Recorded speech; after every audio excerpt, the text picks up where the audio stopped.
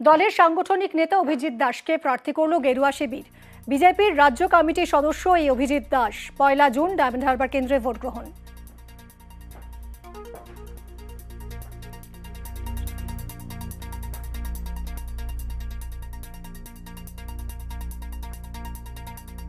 কেউ জিতলে তো কেউ হারবেই, শুধু আমি কেন, যারা বাকি প্রার্থী একজন জিতলে বাকিরা তো হারবেই। 2014 এখানে বিজেপির প্রভাবটা কম ছিল। অভিষেক ব্যানার্জি যবে থেকে এখানে প্রার্থী হয় তবে থেকে এখানে ডেমোক্রেটিক সিস্টেম বলে কিছু নেই, কোনো ভোটই করতে দেয় না।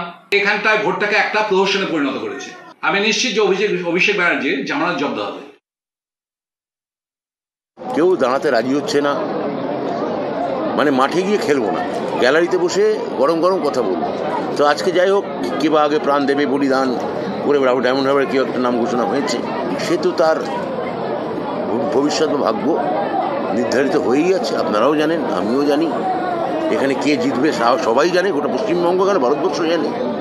ফলে অভিষেক বন্দ্যোপাধ্যায় জেতাটা এখানে সময়ের অপেক্ষা। আমি সেই প্রার্থীকে নমস্কার জানাই এবং এত বড় স্যাক্রিফাইস করতে যে তিনি রাজি হলেন ফাইনালি, তার জন্য তাকে অভিনন্দন জানাই।